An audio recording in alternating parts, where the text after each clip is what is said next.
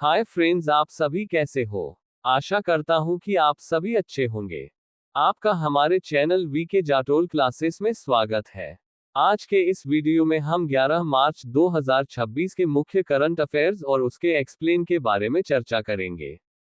प्रश्न नंबर 1, हाल ही में भारत ने किस देश के साथ पर्यावरण सहयोग समझौता ज्ञापन MOU का नवीनीकरण किया है? A Sweden, B Finland, C Norway, D Denmark. दोस्तों, आपका सही answer option number B Finland होगा। समझौते का नवीनीकरण। भारत और फिनलैंड ने पर्यावरण सहयोग को लेकर साल 2020 में हुए समझौता ज्ञापन MOU का नवीनीकरण रिन्यू किया है। महत्वपूर्ण अवसर। ये नवीनीकरण फिनलैंड के राष्ट्रपति अलेक्जेंडर स्टब की भारत की 4 दिवसीय यात्रा के दौरान किया गया। प्रमुख क्षेत्र। इस समझौते के तहत दोनों देश प्रदूषण की रोकथाम, अपशिष्ट प्रबंधन, वेस्ट मैनेजमेंट, जलवायु परिवर्तन और प्राकृतिक संसाधनों के प्रबंधन पर मिलकर काम करेंगे।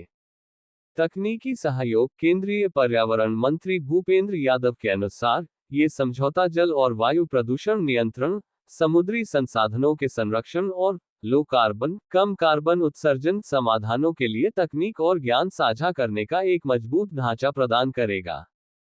लक्ष्य। इसका मुख्य उद्देश्य दोनों देशों के बीच पर्यावरण संरक्षण के लिए बेहतरीन तौर तरीकों बेस्ट प्रैक्टिसेस का आदान प्रदान करना और जलवायु चुनौतियों से मिलकर निपटना है। प्रश्न नंबर 2, हाल ही में जनगणना 2027 के डिजिटल टूल्स का सॉफ्ट लॉन्च और शुभंकरों, प्रगति और विकास का औपचारिक अनावरण किसने किया? A Dharmendra Pradhan, B Piyush Goyal, C Amit Shah, D Nitin Gadkari. दोस्तों, आपका सही answer option number C Amit Shah होगा। डिजिटल जनगणना की शुरुआत। अमित शाह ने नई दिल्ली में 4 डिजिटल टूल और मैस्कॉट्स शुभंकर लॉन्च किए। ये भारत की पहली पूरी तरह से डिजिटल जनगणना होगी। 2 नए शुभंकर मैस्कॉट्स जनगणना के लिए प्रगति, महिला और विकास, पुरुष नाम के 2 मैस्कॉट लॉन्च किए गए, जो 2047 तक विकसित भारत के संकल्प और महिला पुरुष की समान भागीदारी को दर्शाते हैं।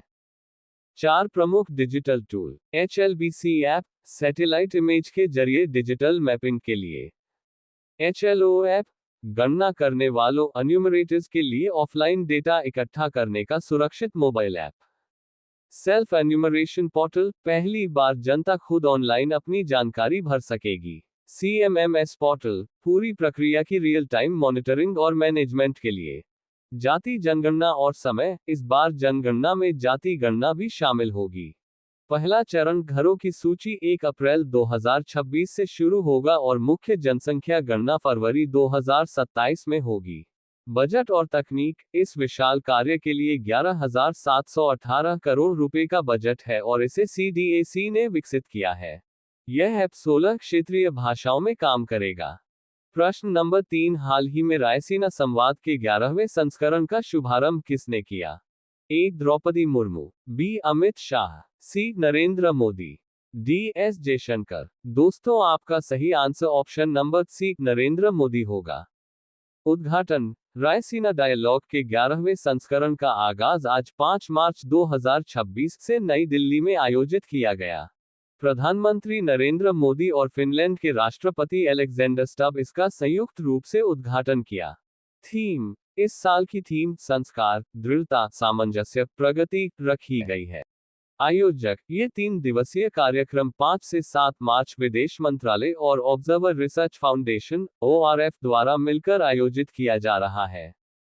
मुख्य विषय। इस सम्मेलन में artificial intelligence AI, digital governance, जलवायु परिवर्तन, सप्लाई चेन और हिंद प्रशांत क्षेत्र की सुरक्षा जैसे गंभीर वैश्विक मुद्दों पर चर्चा होगी।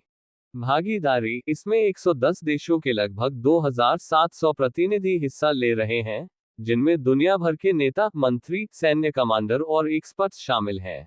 महत्व। मध्य पूर्व मिडिल ईस्ट में चल रहे तनाव के बीच इस आयोजन को वैश्विक कूटनीति के लिए काफी महत्वपूर्ण माना जा रहा है।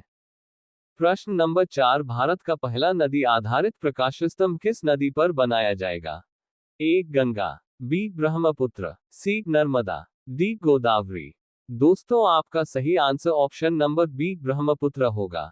केंद्रीय मंत्री सर्बानंद सोनोवाल ने असम में ब्रह्मपुत्र नदी नेशनल वाटरवे 2 पर भारत के पहले रिवरइन लाइटहाउस नदी के प्रकाश स्तंभ की आधारशिला रखी है।